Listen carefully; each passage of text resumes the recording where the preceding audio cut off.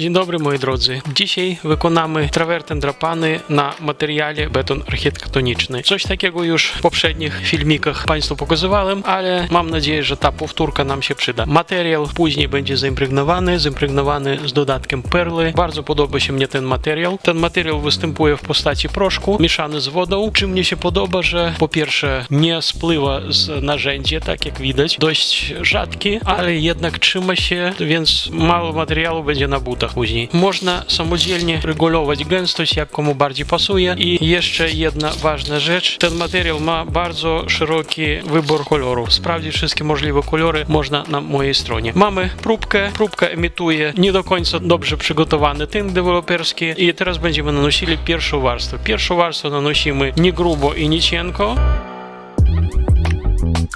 Proszę sobie zwrócić uwagę, że materiał nanoszę jednokierunkowo.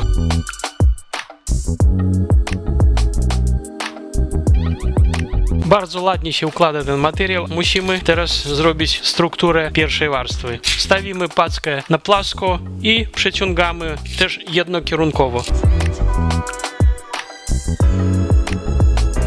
Za bardzo mocno nie trzeba cisnąć na pacę i wtedy struktura będzie bardziej wyrazista. Jeśli mocno cisnąć, to paca zrobi bardziej płaską powierzchnię. Teoretycznie teraz można byłoby po częściowym usunięciu materiału przygładzić tą powierzchnię i też to mogło służyć jako efekt końcowy, ale my jednak będziemy musieli położyć jeszcze drugą warstwę. Więc do zobaczenia. A więc tak, minęło nam trochę czasu. Pierwsza warstwa już jest sucha, jak widać, i teraz przyda się troszeczkę spłaszczyć tą strukturę, ponieważ te czubki wystające wystają bardzo wysoko i to będzie nam przeszkadzało na tworzeniu drugiej warstwy. Można przeszlifować szpachelką, można papierem ściernym, jak komu będzie wygodniej. I już jest. I teraz będziemy nanosili drugą warstwę. I teraz nakładamy drugą warstwę. Drugą warstwę nakładamy chaotycznie, punktowo, nie po całości, żeby całkiem nie pokryć struktury. Jak widać, ja drugą warstwę też układam ukierunkowano. Trzeba nabierać materiału nie za bardzo dużo, ponieważ duża ilość materiału może nam zepsuć efekt. Można tak samo, na przykład najpierw położyć szpachelką, a dalej przygładzić pacą.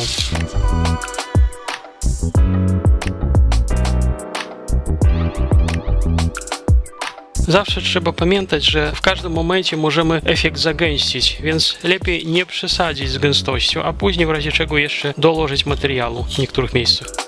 Jak widać, dokładam miejscami i jeszcze raz przygładzam. Tworzyłem strukturę i teraz w miarę podsychania materiału te płaskie miejsca trzeba będzie bardziej zagładzić, ponieważ te miejsca powinny być bardzo gładkie. Chropowatość tych miejsc nam będzie przeszkadzała w tworzeniu efektu perlowego. Materiał ten bardzo jest wdzięczny na nagladzanie. Lubię ten materiał, polecam. Zostało tylko sprawdzić. I lubię nagladzać ten materiał pacą plastikową. Tylko pacą plastikową lepiej nagladzać zawsze na płasko, ale żeby nagładzić pacą plastikową na płasko, materiał powinien mieć odpowiedni stopień wyschnięcia, inaczej on będzie ściągał się.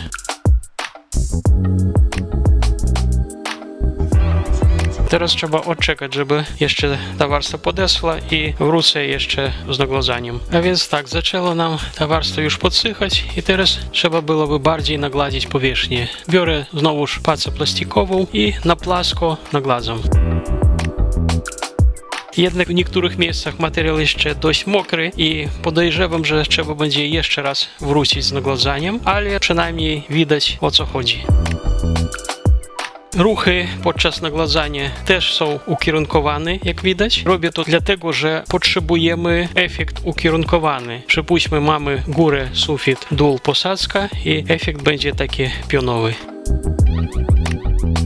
I już, myślę, że będzie wystarczy. Teraz trzeba odczekać, aż wyschnie i dalej będziemy tworzyli efekt. Bardzo lubię ten materiał, naprawdę, bajka, polecam. Bardzo wygodny w nagladzaniu, nie wymagający w sensie łączeń materiału. Fajnie się nagladza, tworzy się przyjemna struktura. Granulacja kwarcu, który zawiera ten materiał, jest tak dobrana, że się nie rysuje, fajnie się układa, jak masełko. Naprawdę, polecam. Sporo już przetestowałem materiału, ale uważam, uważam, że ten materiał jest bardzo dobry. Oczywiście, być może nie najlepszy, ponieważ każdy ma swój najlepszy materiał, ale przynajmniej jestem z tego materiału bardzo zadowolony. Tym bardziej, że po wyschnięciu ten materiał jest bardzo odporny, mechanicznie nadaje się do położenia na klatkach schodowych, tam gdzie duży ruch i nawet według karty technicznej nadaje się do stosowania na zewnątrz, pod warunkiem odpowiedniej impregnacji. Materiał jest bardzo wydajny, ten efekt nie jest oszczędny. Tutaj mnie poszło w granicach 1300 gram proszku na metr kwadratowy na dwie warstwy, a tak w zasadzie przy wykonaniu standardowego betonu mnie tak wychodzi gdzieś tak kilo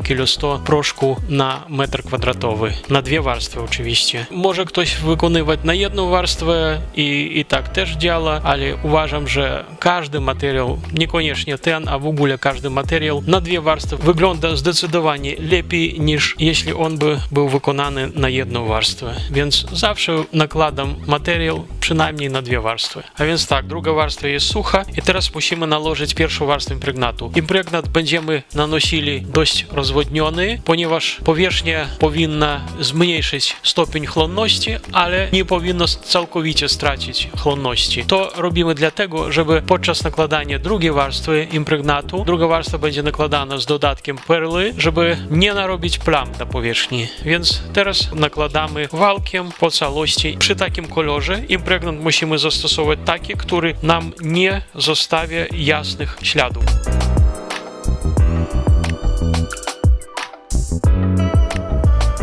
Tak samo jak i ten impregnat nakładamy ukierunkowano, czyli góra-dół, dół-góra. Teraz musimy odczekać, aż impregnat wyschnie i dalej będziemy nakładali impregnat z dodatkiem perły. I teraz mamy ostatnie podejście do naniesienia warstwy dekoracyjnej. Do naniesienia warstwy dekoracyjnej zastosujemy impregnat, który nam zaimpregnuje normalnie powierzchnię i do tego impregnatu dodaliśmy odpowiednią recepturę perły. Kolor tej perły będzie pasował do koloru tynku. Do naniesienia tej warstwy zastosujemy gąbkę, weźmiemy gąbkę nieregularną i lekko zwilżoną. I również jeszcze będziemy mieli tackę, żeby odbijać gąbkę, żeby ona nam nie chlapała. Nabieramy impregnatu na gąbkę, odbijamy na tacę i nanosimy.